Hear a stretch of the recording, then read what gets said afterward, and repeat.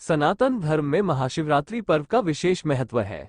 धार्मिक मान्यताओं के अनुसार महाशिवरात्रि के दिन भगवान शिव व माता पार्वती की उपासना करने से सभी कष्ट दूर हो जाते हैं और जीवन में सुख समृद्धि का आगमन होता है।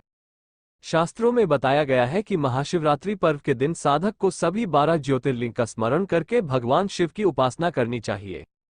बता दें कि देश के विभिन्न हिस्सों में प्रसिद्ध 12 ज्योतिर्लिंग स्थापित हैं, जिनके दर्शन के लिए न केवल देश भर से बल्कि विदेशों से भी बड़ी संख्या में शिव भक्त आते हैं।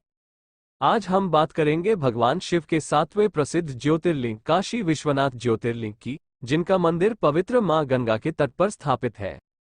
आइए पढ़ते हैं काशी विश्वनाथ मंदिर से जुड़ी पौराणिक कथा और कुछ रोचक बातें। किंवदंतियों के अनुसार जब भगवान शिव और माता पार्वती का विवाह हुआ था, तब भोलेनाथ का निवास स्थान कैलाश पर्वत था और पार्वती मां अपने पिता के घर रहती थी। लेकिन उनका मन यहां नहीं लग रहा था। एक बार जब शिव जी माता पार्वती से मिलने आए तो माता ने उन्हें अपने साथ ले जाने की प्रार्थना की। माता पार्वती की बात मानकर भगवान शिव उन्हें काशी ले आए और तब से यहीं बस गए। धार्मिक मान्यताओं के अनुसार भगवान शिव की यह नगरी उनके त्रिशूल की नोक पर बसी हुई है और बाबा विश्वनाथ को विश्वेश्वर यानी विश्व के शासक के नाम से भी जाना जाता है।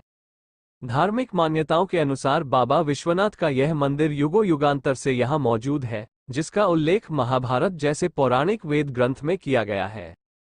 लेकिन 11वीं सदी में राजा हरिश्चंद्र ने करवाया था। कई महान साधु संत जैसे आदि गुरु शंकराचार्य, स्वामी विवेकानंद, रामकृष्ण परमहंस, गोस्वामी तुलसीदास भगवान काशी विश्वनाथ ज्योतिर्लिंग के दर्शन कर चुके हैं। बता दें कि इस भव्य धाम की संपदा को लूटने के लिए कई मुगल आक्रांताओं ने इस मंदिर पर आक्रमण किया। मंदिर पर आक्रमण और पुनर्निर्माण का क्रम 11वीं सदी से 15वीं सदी के बीच समय समय पर चलता रहा। वर्तमान समय में भगवान विश्वनाथ के दर्शन के लिए जिस मंदिर में लाखों की संख्या में लोग आते हैं, उसका निर्माण वर्ष 1780 में महारानी अहिल्याबाई होलकर ने कराया था और फिर कई राजाओं ने इस मंदिर में पूजा पाठ और दान किया था। वैदिक पुराणों में बताया गया है कि काशी में भगवान विष्णु के अश्रु गिरे थे, जिससे बिंदु सरोवर का निर्माण हुआ था। साथ ही पुष्करणी का निर्माण भी उन्हीं के चिंतन से हुआ था।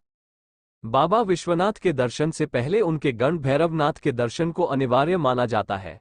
मान्यता है कि काशी के कोतवाल अर्थात काल भैरव की अनुमति के बिना दर्शन का फल प्राप्त नहीं होता है। काशी को मोक्षदायिनी भी कहा जाता है। ऐसा इसलिए क्योंकि जो मनुष्य यहाँ शरीर त्यागता है वो सांसारिक बंधनों से मुक्त हो जाता है और उसे मोक्ष की प्राप्ति होती है। यही कारण है कि कई लोग काशी में अपने जीवन का अंतिम समय व्यतीत करते हैं।